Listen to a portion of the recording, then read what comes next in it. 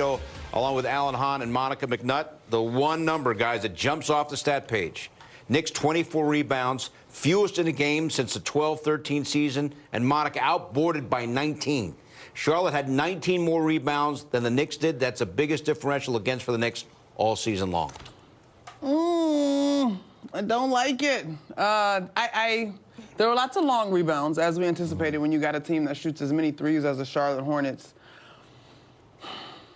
And that's where it stops for me. I'm trying to come up with... A lot of it was the offensive rebounding. Yeah. Right? 12 offensive rebounds for Charlotte really stands out because of all the extra And the Knicks only had 5. And that's out of character. Completely out of character. And so, all the numbers are saying 16 points, second chance. Comfortable in their identity, and the other team didn't. Because maybe one is still trying to figure out who they are, and by that one, I mean the Knicks. I'm with you. And so just for the sake of the exercise, they're starting 5. Knuple's 6'6", Bridges is 6'7", Moussa Diabate 6'10", Brandon Miller 6'7", LaMelo Ball 6'7", which, on its surface, if you just look at that, you're like, so Karl-Anthony Towns is 7 foot, what? No big deal. They average about 6'7". But and the switchability of impact on the game. But as we talked about with the Knicks over that 7-game stretch, and now even again tonight, first quarter three-point defense has been an issue. Charlotte hit 6 of 11 from downtown. That is still on brand for what has happened with the Knicks of late. The Knicks did get 36 points, which is good in the first quarter, but gave up 38.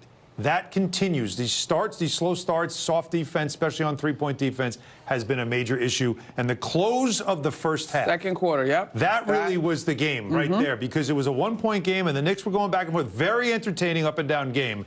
And then Charlotte seemed to put it into another gear. And that's when everything turned. They closed the half at 15-6. The Knicks were down 10. And only got it maybe to, what, 9? That's the closest for the rest of this game. That was it right there. The end of that quarter felt like that changed the whole game. Talking about the Hornets and their ability to hit threes. They made 16. They lead the league in threes made per game at 16. So they hit their average, which is tops in the league. And, Alan, you went through the sequence. End of the first half, Knicks outscored. And aside, Monica, from the last handful of minutes, Knicks really weren't in the game at all in the second half. No, and this is the thing about a team that shoots the three so well. It becomes such, like, deflating basketball. I mean, look at where LaMelo Ball is taking these shots from, right? Like, you're doing your best trying to scramble, contest, and these guys are knocking it down as if you were never in their face. He hit 6 of 10. Oh, gosh. It's so deflating. But you got to give this young team a lot of credit, though. And to your point, Han, while the threes is what will catch your eye, the defense is really what has them with a better record over the last 30 games now than the Knicks do with tonight's win. Yeah, and you're seeing, look at that pass over that. They play very loose, very free. They seem to play a fun style, right? And the threes are a big part of it. But you're right. That's almost a distraction. All the things we're showing you, the offense, them just running harder. Because the Knicks, you could tell, they just weren't. They didn't have it tonight, clearly. And they knew it. But this team defensively, which we aren't showing you, but the way they made it difficult for the Knicks, Jalen Brunson, they took away a lot of the spray-out threes. The Knicks only attempted 29, as you can see. That is not typical for them, but there's the number. You see it highlighted. Fast break point. Well, that's there, too, but the 7. But you know what's interesting? It was 15-0, yeah. You know what's really interesting? The second-chance points are not indicative of how badly the Knicks got out-rebounded. Right. Well, the offensive rebounds, the 12 offensive rebounds should have been more than 16. Right. But it's still an extra possession. It's still the deflating offensive rebounds, some of the long rebounds, whatever it was. But I can't get over that number for a Knicks team. This is what you do. Yeah. Like, this is why you're a good team. And that did not happen tonight. No, it didn't. And, we'll go through the box score. If you actually look at it, the Knicks had 17 points off the 18 turnovers that Charlotte forced. But the Knicks gave up 13 points off turnovers of their own.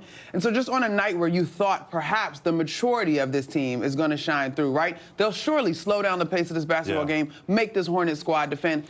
That didn't happen until late, and it was a little too far gone in mind when it finally did start to happen. And so the three-point, this was the example of what we were cautious of over the soft 7, if you will. Okay, cool. Y'all struggled to defend the three-point line versus these teams that you're able to come back against. This was not that. Well, they're the that best three-point line, exactly. Best three-point shooting team in the league. And once you turn a young team on like that with that sort of energy at home with the crowd that is desperate to see a win over the New York Knicks, that is hard. You can't put that toothpaste back in the tube. And that's what happened tonight. Yeah, it's exactly what happened. You had to know what was coming. This is a team that was clearly gunning for you, which we've seen that this season, but Doesn't matter.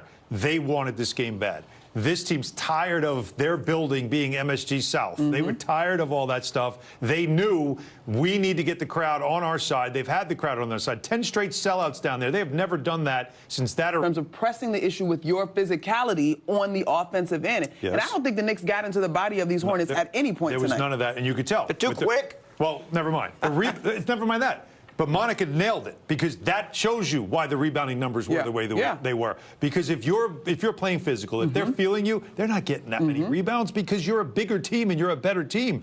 But they had the energy, you didn't, and it just felt like the more they started running, the more they started flying around, it just felt like this team, this Knicks team, just didn't want to go there. Just not tonight, for whatever reason, didn't want to raise their level. In a playoff series, you have no choice. It's problematic. You absolutely have to. But I'll say it one more time. Whether it's this team or Atlanta, there's a Dragon Slayer laying in the weeds at the bottom of the bracket in the Eastern Conference. Charlotte now 23-6 in its last 29. Tonight's thrilling moment brought to you by FanDuel Casino. Get your thrill on, and we focus here on these some crazy threes. I mean, LaMelo, he's shooting off of one leg from 35 feet away. You know what's great, though, Monaco?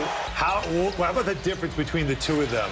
Between the way Knoepel is shooting threes all squared up and pure, and then like this stuff. His hips are facing the... It only fits his shooting ability, but as a unit, they just cooking. They just moving and shaking. And I give Charles Lee a ton of credit.